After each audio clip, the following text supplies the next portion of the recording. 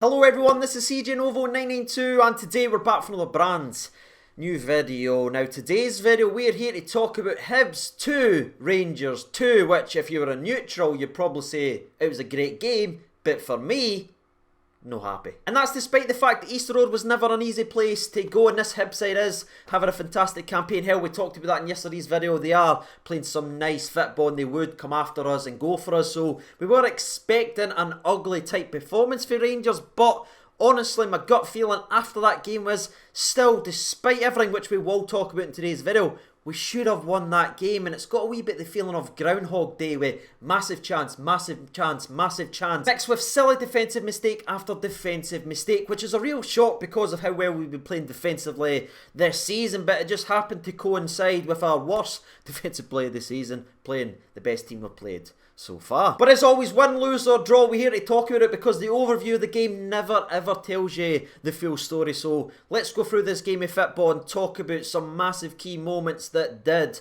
make the result what it was. And diving right into the game recap, I want to jump right to the 9th minute of the game because this is a perfect example of what we need to get better at, and it creeped back into this game and it's came back and hurt us because Tavernier whips in an absolute beautiful corner. Morelos has a free header 6 yards out, he headers into the grund and it goes a mile wide. That's the type of chances we need to be taking when we are going to these difficult places, and as soon as that missed I went, didn't. But to be fair to Hibs, they weren't sitting here parking the bus. This wasn't a Livingston game where they just parked the bus the entire game and we just could not get through it and we came away with one of their own points. Hibs got the ball down and they did try to play football, because the next highlight we need to talk about is in the 18th minute where the ball drops to Nisbet. He tries a first time effort and forces John McLaughlin into a truly fantastic save, because I'll tell you right now, it looked like it was going in, but thankfully John McLaughlin was there to make his own type of wonder save. Now unfortunately that won't be the only wonder save that we'll talk about there, but John McLaughlin was big when we needed him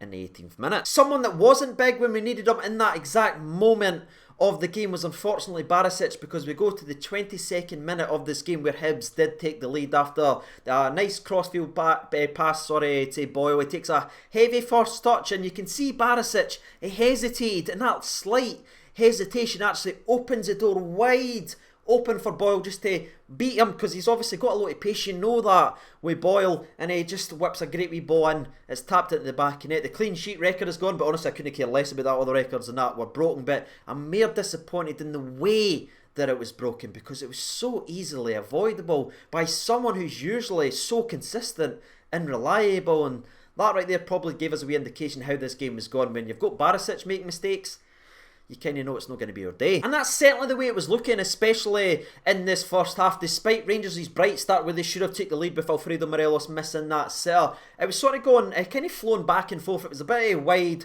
open games. There were some challenges in that we'll need to obviously speak about. The first one was with Alfredo Morelos, where Ryan Porteous obviously walks into him and just kind of barges him to the ground. I'm not sure, I've not seen too much of the angles, because the Sky Sports footage, by the way, was absolutely horrific with this angle, so maybe you've seen it better than me. Obviously the game's just finished, I kind of sat to compose myself. I've came up here, he filmed the video, but for me, I don't think he's flung the elbow. Again, I could be making myself look like an arse here, but it looks like he's intentionally gave him a knock there, but I think the yellow card was right. Where I moved to a completely different point of view is the other challenge there that was brought on by Hanlon, where he quite clearly throws his elbow upwards. It's a forward movement up. He's clearly doing what, can we just be adults? Right, okay, Rangers drop points if you want to do that and everything like that, but can we just be adults here?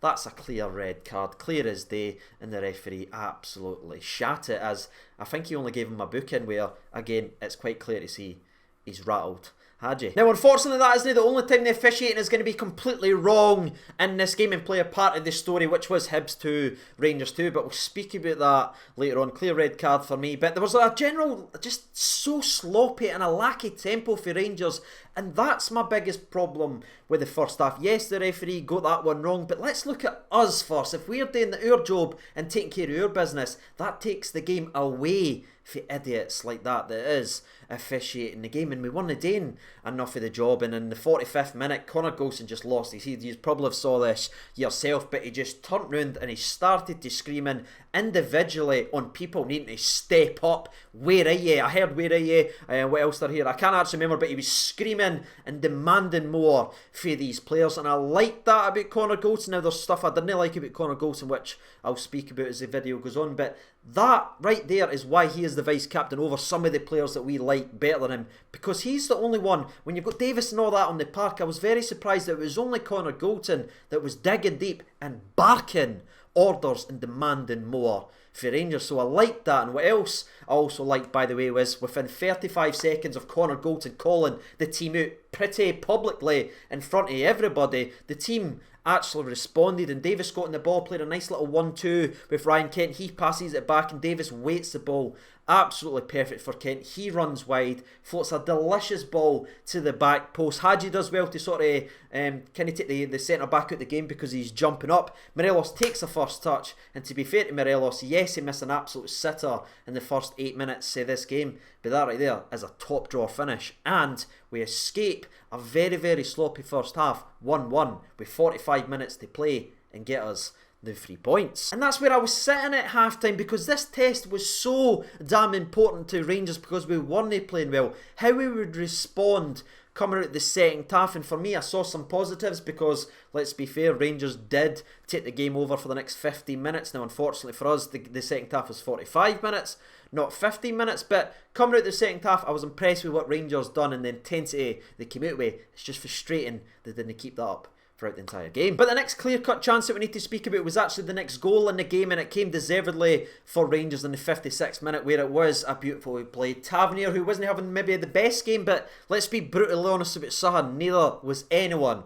on that back line, right? We all love Barisic, but let's be fair here as fans now. Tavernier wasn't the worst in that back line. He gets the ball down, he's positive, he drives forward with a football, plays a beautiful pass to Scotty Arfield. Arfield passes to Hadji, and what I really like about Hadji is, yes, he can disappear for parts in the game, but if you keep him on the park, this is what he's capable of. Just a first time little reverse pass into your man Scotty Arfield, and Arfield's finish is traditionally like Arfield's finishes, not hit fantastically, but it's enough, and it goes in, and we're up 2-1. And as we've already said in today's video, this is the part of the game where Rangers were in complete control of it and really starting to turn it on, and the game should have been dead and buried in the 60th minute, where the ball goes to Hadji, head up, beautiful defence splitting pass in behind the defence. Ryan Kent cuts inside, goes past two, he's got the chance, kind of one-on-one with the goalkeeper, but it's a phenomenal save for Marciano, again standing up and being told, because the game should have been dead and buried there. So as harsh I was on Morelos missing that chance, I'm harsh on Kent there as well, because that's the game, bread and butter, take the 3 points. But unfortunately it's not placed well enough, and it's given an opportunity to the goalkeeper, who again responded very well with a good save. But after that chance, I don't know, it seemed to take the life away from Rangers, as we all felt that was the game, and it sort of gave Hibs a bit of leeway to come back into the game. In the 65th minute they almost did, after a bit of a loose ball. It goes out to, I think, Boyle again on the left hand side. He was having a fantastic game. It's a brilliant ball in, and I think Deutsch actually gets to this. It's on target, but thankfully John is there to make a reactionary save, and then Nesbitt thankfully has mistimed his run, and the ball's just behind him, so he can't slap that in for 2 each. And I sat back at that moment, I went, right Rangers, we've got away with it now, let's pick the levels back up now. But we didn't. I honestly think here, with the levels dropping the way it did, with the passing accuracy in the midfield just being non-existent, with pretty much the midfield 2 or 3, whatever it was, just being non-existent, and Hibs were really building up, I feel that was the time to make the change. But again, we aren't proactive, we reactive with our substitutions, and it just kept building and building. And in the 71st minute, just 6 minutes after they nearly made it 2-2, they did, after again just absolute shambolic defending for Rangers. And that's something I'm not used to saying so far this season, and I'm going to stand up because I love Connor Goldson, I talk him up and I back him all the time. But he has made an arse of this, because he doesn't need to try and make the pass. Sometimes he is too cute, he needs to just get rid of that, but he tries to pass it in. Kamara and Davis are both caught on their heels because they're not ready for the pass. The Hibs player is. Now, this is the part of the video where, again, I didn't like blaming referees or anything like that, but I have to report on what I'm actually seeing here, ladies and gentlemen. And the ball that does get intercepted after Connor Goldson's slack pass in